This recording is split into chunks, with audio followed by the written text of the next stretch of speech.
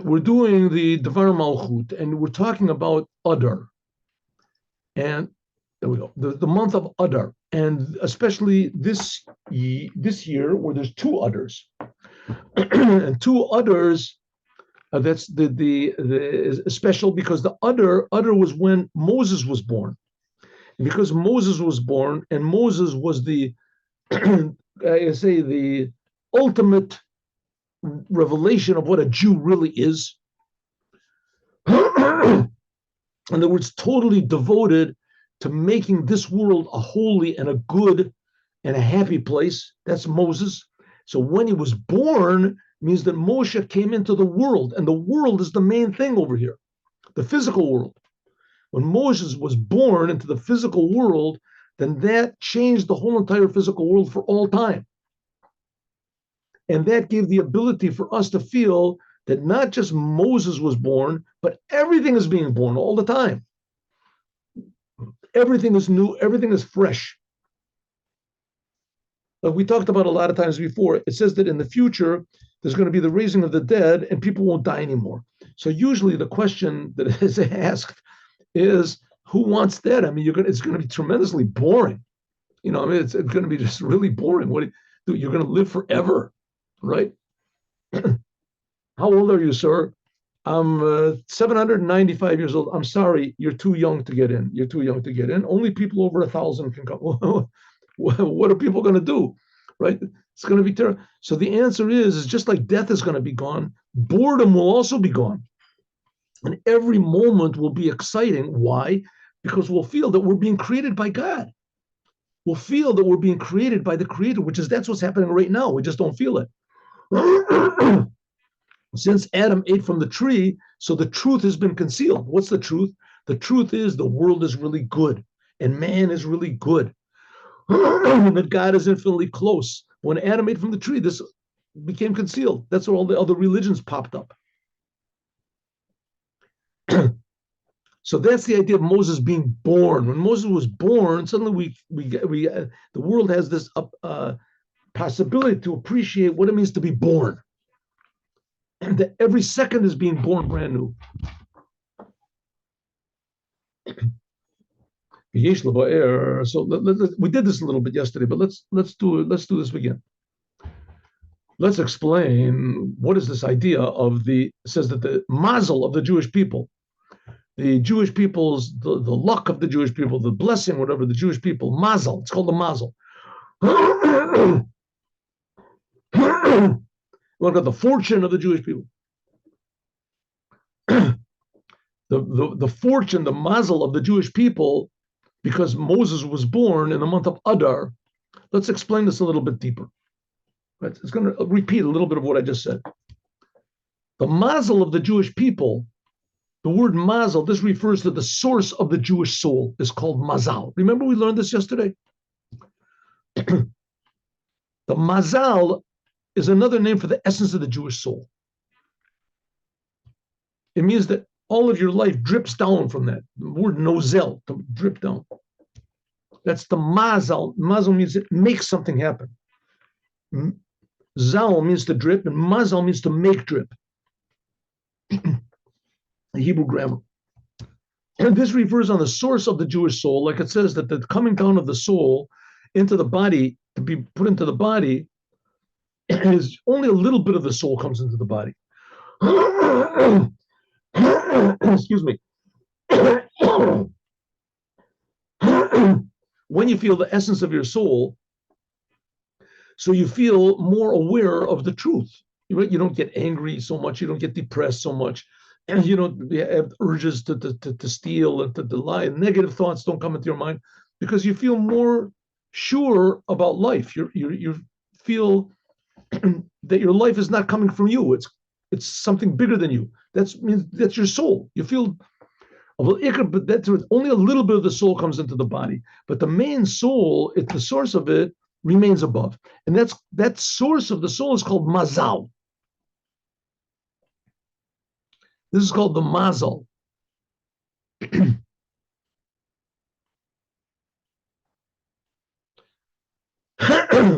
A person that has a mazal, mazla, It's something that the person comes from, so to speak. Hakol, totally b'mazal. Everything depends on mazal. From the language of nozel, to drip. This is the source of being the life force comes down into the world. The source of that is what's called from mazal.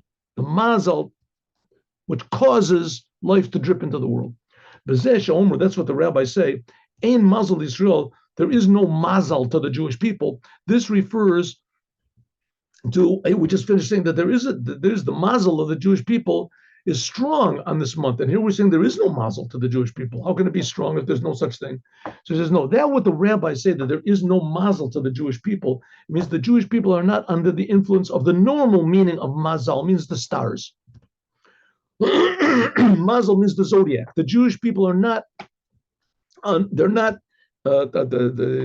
totally under the influence of the stars, like all the other nations are. She Yisrael, the Jewish people, they are above all of these mazals of the zodiac, of any the constellation, the influences of the spiritual influences of Ogam Yisrael. But the Jewish people, they do have a mazal. What's the mazal? The mazal of the Jewish people is much higher than incomparably to that of the non-Jews. The mazal of the Jewish people is ayin. Like we said before, there's a misprint.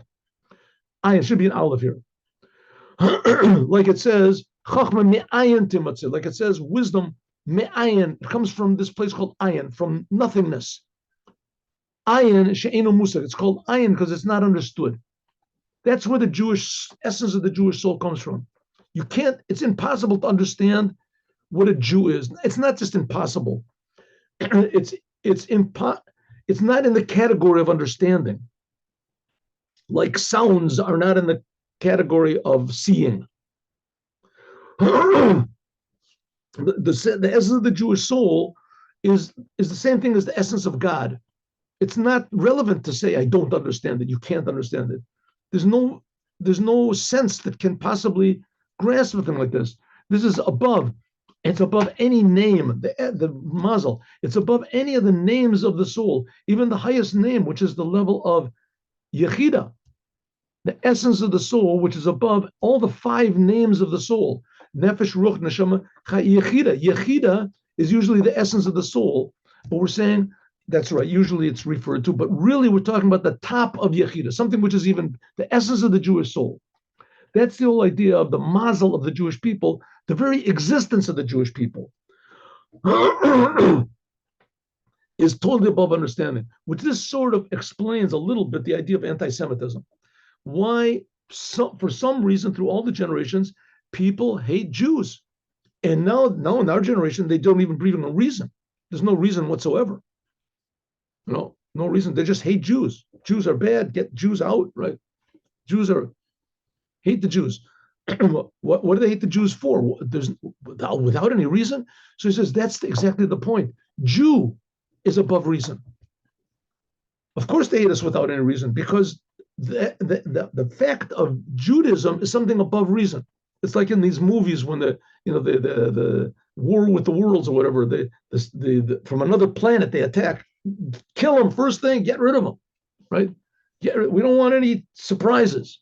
The Jewish people are a surprise in the world. It's something totally above understanding, above and beyond understanding. Because if not, then how can you explain this thing of anti-Semitism? It just makes no sense. And that's why they hate the Jews, because they make no sense. That's the reason for it. But how does this affect the Jewish people themselves? But how it affects evil people. But how does it affect the Jews? According to this, that's the whole idea of Purim, of Haman. Why did he hate the Jews? According to this, we can explain the connection between the birth of Moses and Purim. That Haman didn't know that on the 7th day of Adar, Moses was born. Because we see Shekala Yamim, that all of the days, Shaya B'nai Israel, that the Jewish people were under the decree of Haman, 1 full year. Hayu Kulam bebechinas Mesirat Nefesh Mamish. Right? Again, what's the story of Purim? Haman threw lots. And he wanted to kill the Jews. When did he throw the lots? In Nisan, I guess in the beginning of the month of Nisan. When did the lots come out? On the 12th month. Nisan is the first month. It came out 12 months later. What was the decree? To kill all the Jews in one day. What was the day? 12 months later. The Jews were supposed to be killed on the day that now is Purim. So 12 months after he threw the lot that was put up on all the walls and all the big signs were put on all the walls and all the signposts, and there was big, what do they call it, advertisement things on the billboards on the streets and the highways. Good news, everyone, right? For non-Jews only. Message on the top. For non-Jews only. Jews ignore this message. On the 14th day in 12 months, everyone's going to kill all the Jews. Have a good day. That's the message everywhere. All the Jews were walking through the streets and they saw signs saying in 12 months' time, and then it would be maybe wipe it out. Next month, it would be in 8 months' time. But at such and such a time, we're going to kill all the Jews. And all the non-Jews were all practicing throwing hatchets and spears and bows and arrows and practicing choking people and doing all these things with hanging people. Oh, it's going to be a big day, right? It's going to be a big October the 7th for all of the non-Jews in the world. Tremendous joy by the non-Jews, right? But then the Jews are not stupid people. They saw that the decree was to kill all the Jews. So, people came home and said to their wife, "You won't believe what I saw on the road." The wife says, "I know. We were sent. It was slipped under my door. We saw. They're going to kill all the Jews." So the obvious thing to do that somebody within 12-month period, in fact, immediately they should have done it, was let's say we're not Jews. They don't know. Let's move. We'll move to a different place. We'll take the mezuzahs off the door, and that's it. We'll be like everybody else. Huh? What do you say? Shave our beards, have a little mustache or something like that, dye our hair. Maybe if you put the contact lenses, we'll have blue hair, blonde eyes. No one will know that we're Jewish. No one knows that. Someone says, "Listen, why do we have to dye our hair?" We'll just say we're not Jewish. That's all. We'll just say we're not Jewish. That's a good idea, right? Everybody said, wrong, bad idea, not good idea. And the person said, I was not going to do it. I was just bringing up the idea. That's all. 1 full year, not one Jew said, I'm not a Jew. 1 full year. And it's true that almost immediately after the decree was made by Haman, almost immediately that Haman was hung. Haman was hung, but the king said, listen, I made a decree. I can't take the decree away. That's the way it goes. To kill all the Jews, I don't want all the Jews to get. Esther revealed she's a Jew. Mordechai had saved the king's life. He was a Jew. But the king said, but I can't take the decree away. Gezeres hamelech ein lahashiv. But what? I'll let the Jews defend themselves. Up to now, it was forbidden for the Jews to defend themselves. Now the Jews will defend themselves. Good news. What type of good news? The Jews were outnumbered. I imagine the same proportion as it is now in the world. There's about 0.0%, 0.02% or something like that of the world. 1 of every 500 people is a Jew. I think that it's much less than that. But okay, let's say. So they're outnumbered 500 to 1. And so the Jews are outnumbered 500 to 1. That's, you don't see odds like that anywhere. They didn't have like machine guns or atom bombs or something. Maybe they had a chance. They had to deal with each person individually. 500. So they had no chance, the Jewish people. On the other hand, they had a very good chance. Just say you're not Jewish. That's all. Say you're not Jewish. And that's it. The whole thing is finished. Right? So it said not one Jew thought to say it was not. Kibakal and Shabbat, every single hour. They were prepared to give their soul to be killed and not to declare they're not Jewish. Even more, it says that Mordechai gathered children, he went in the streets, and they learned Torah. Not only did they not hide their Judaism, they stressed their Judaism. They advertised their Judaism. Mesirut nefesh, this is called self-sacrifice and sanctifying God's name. Shari'im ratzu, if they wanted lahamir datam to just say we're not Jews, lo Haman oselem klum, Haman wouldn't do anything to them. Shelo gazar al Yehudim, he only made a decree on the Jews. But they gave their lives to be killed, call Lashana Kula, the whole entire year. I don't know if this is true, but this is what I heard. I'm not a history major. The only time when Jews were not given a chance to save themselves by changing their religion was with the Nazis. The Nazis killed every Jew. It didn't make any difference what you said, what you did. If your grandfather or something was a Jew, then you were considered. They had the old misinterpreted what a Jew is totally, but it didn't make any difference. You had any sort of a touch with thought, a suspicion, maybe you were a Jew, you could stand up and say, no, I'm not. I'm a Protestant. I'm whatever it is. It wouldn't help. If they caught that you were a Jew, they would kill you.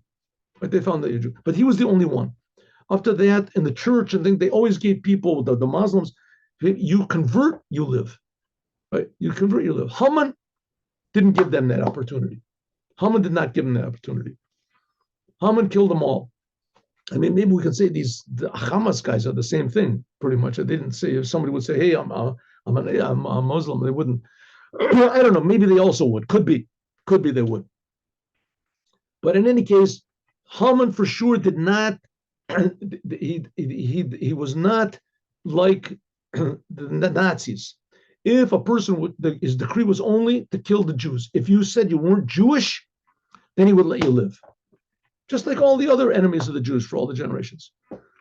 Nevertheless, there was not one Jew, just like in the Crusades, in the Inquisition. A lot of Jews, they refused to change their religion. They died on the stake. That's called Mesirut Nefesh al Kiddush Hashem. Shari'im Ratzu, if they wanted to change their religion, they could have. Shalom Gazara, he only made a decree on the Jews. El She'im Masu Hashem, but the Jews, they were willing to sacrifice their lives to death. Call Hashanah the whole entire year. That's what it says in Torah Or. It didn't even rise up in their thought, God forbid. And the power to do this is the revelation of the essence of the soul. Why did the Jews do it? No logic. Didn't make any sense. If they would have just said, we're not Jewish, then that day that the Jews were supposed to be killed would have gone. They could have gone back and be Jews again. There was no, right? There was one day that was supposed to be killed. Not after that, there was none. They weren't willing to deny their existence, even for one day, even for one moment. Because why? What's the reason for? Makes no sense. These were the same Jews that ate in the meal of Achashverosh a few days earlier, and they were all getting pleasure and drinking and eating with the non-Jews, and we were finally accepted by them, and right. Celebrating that there wasn't going to be a third temple and there wasn't going to be a Moshiach. So these same Jews that they knew how to enjoy themselves and they loved life, and every moment of life gave them a promise of a new pleasure and a new surprise. They said, forget the whole thing. We don't know what the surprise is. We don't want life. We don't want the meals. We don't want to be accepted. All we want is the truth. But you're going to die. You won't get anything. What's it? Doesn't make any sense. That's a Jew. That's the idea of the birth of Moses. What does it mean? Being born means revealing the existence of something. Before he was born, he didn't have a name. But after he was born, he gets a name. And even when he was born and he had a name, nobody knew any of his qualities. He was just a little baby. I remember my father, blessed memory, they would show him a picture. Here's my baby. What do you think? My father said, all the babies look the same. It didn't make any difference. All the babies look the same. Looks nice. Every baby looks the same, right? You can tell he's going to be wise. He's going to be smart. He's going to be. What can you tell? Maybe you can tell if he's Chinese, Japanese. Maybe you can tell, right? But that means something. It doesn't mean anything. What does it mean? The fact that Moses was born means there's the existence with no qualities whatsoever, not even a name. And Moses is the Jewish people. That's the essence of the Jewish people. The essence of Moses was not that he gave the Torah, what he brought self-sacrifice to the Jews. And that's why, by the way, there's a very interesting thing. It says in the Gemara, in Megillah, that only on Purim did the Jews really receive the Torah. The Torah was given like 900 years earlier. And it says, Kimu v'kiblu. Only the Jews, when they got the Torah on Mount Sinai, they didn't really accept it. They didn't get the point of self-sacrifice. They thought it was something for them And they weren't willing to say that maybe the Torah was just saying how they can give themselves away, not what they were receiving, but what they're giving. When did they get the point? It was on Purim. On Purim, they said, we're giving ourselves, if you all get killed, who's going to do the Torah? That's God's business. That's God's business. We're going to do the truth. We have to do our thing. Which also explains why God gave the Torah to the Jewish people. There was no logic behind it. Didn't make any sense. The Jews were like a really problematic people. If God would have given the Torah probably to any other nation, there wouldn't be so much trouble. They would do it, right? They would do it. Sure, you'd have, 2 billion, whatever it is, everyone would believe the Torah. If they gave it to any other nation, for sure they would give it. The Jews, no way, right? They're always asking questions and making problems, and God knew it. And Moses knew it, and he prayed, I want people like, this is what I want. What we can say, this hints at the rabbis have said, Adar is bri tokef, that Adar is a healthy month, the mazel. Shamazel is ba'ofen chazak b'tokef, that it's a powerful mazel, it's a powerful, fortune of the Jewish people. Like Gabri Yisrael, like this says, the Jewish people overpowered Amalek, it says. Even since the Adar is not just we have a good luck, we have a powerful luck on this month. That Adar, Mizgaber Mazal Yisrael, because the month of Adar says that the mazal of the Jewish people is strengthened. What is the mazal of the Jewish people? This level of ayin. It's not one of the constellations of in the sky, but rather it's the essence of God. That's the mazal, etzem and neshama, and that's the essence of the soul. Azai then is revealed the chozek b'tokev, the power and the strength, bari, to be strong, the etzem and neshama of the essence of the soul. The kudat yadut, the point of Judaism, which is inside of every Jew. Sheyesh bo chozek b'tokev, that has the power and the strength. Limsor nafsho, to give your soul away, al kedusha shemo. That's the true strength of the Jewish people. The true strength of the Jewish people is not so much that they can defeat their enemies, is that they can defeat themselves. Right? That they're willing to give their whole entire being, including their heaven and the rewards and everything, to the creator of the universe. That's the essence of a Jew. Well, the Hosei of Tehran. Also, another thing is when a person is born, right? It's a big miracle. It's a big miracle, people being born. It's a big miracle. In the world, they're trying to minimize that. There are these woke movements and all this stuff, which are trying to do away with birth totally. Do away with birth totally, to misuse the power of procreation for our own pleasures, and to twist into the whole identity of male and female and abortions. And it's just totally insane. The giving birth is the biggest proof that God exists. Right? Any normal person is happy when a baby is born. That's where love comes from. That's where love comes from. A mother has a love for a child. She's willing to give everything for the child. She's not thinking about herself. The child yells, he screams, it's a problem. He has to bring food. For the child, you have to change his diapers, and he smells and he's bad. That's the child. I'll just tell you a small story. A woman told the story. I saw the woman. She survived the Holocaust, the woman. She was very short. The woman was very short. She was maybe she reached 5 feet tall, maybe. Very small. And she said that when the Germans took over their town, so they killed her husband, and she was somehow or other taken with the women. I guess maybe with the women, they weren't. In any case, she made it through the selection. And she was pregnant. But she was very small, so it wasn't noticeable. I guess the fetus was also very small.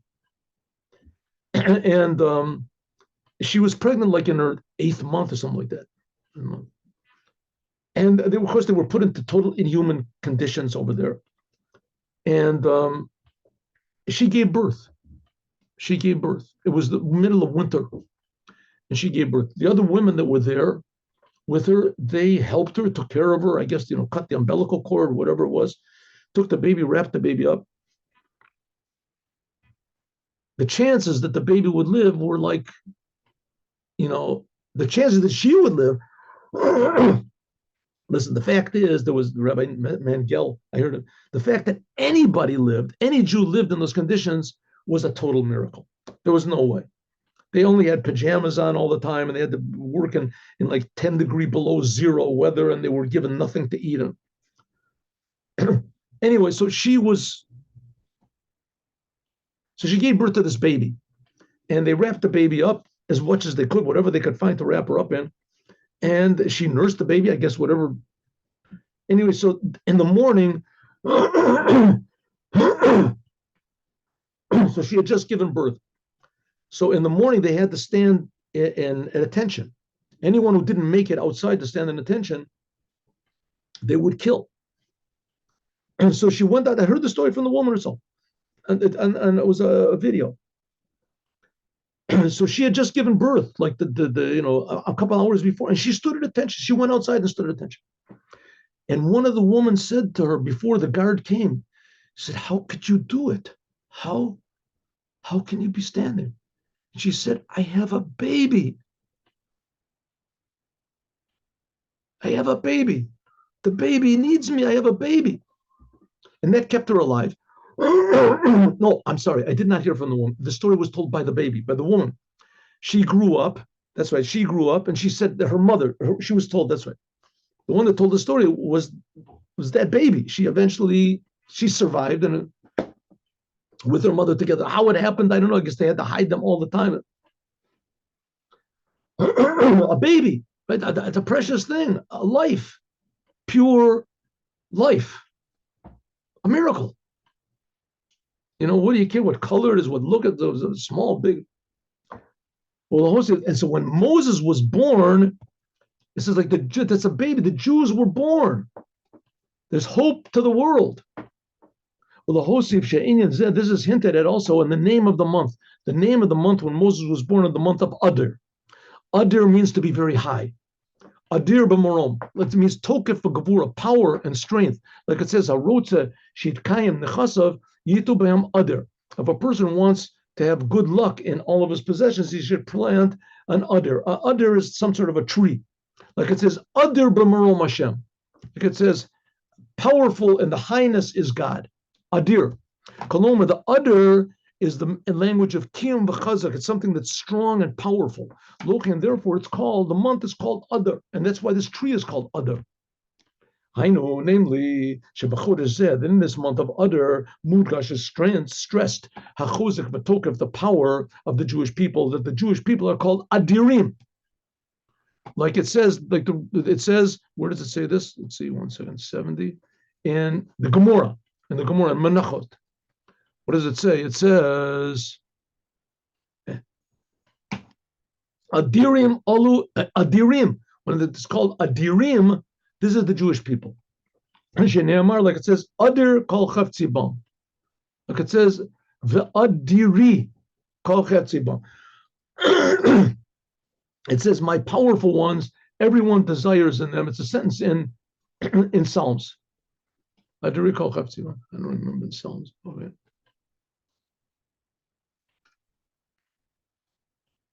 Adir b'marashin chozek, power and courage. Litchazek ba'avoda, to strengthen yourself in the service of God. Hachozek v'ometz mesirat nefesh, self-sacrifice. Be'echad. And when you say Shema Yisrael Hashem Echad, which is above any intellect, above understanding. According to this, now we can understand the different pirush, the explanation in the words of the Midrash. And the Midrash says Adar. The month of Adar, it says Ein lo zechud. Remember, it says that Haman threw lots, and he came to the month of Adar, the 12th month of the Jewish year, 12th month, and he was happy for 3 reasons. One reason was that Moses died in that month. The other reason is the sign of the zodiac is fish, and fish get eaten up.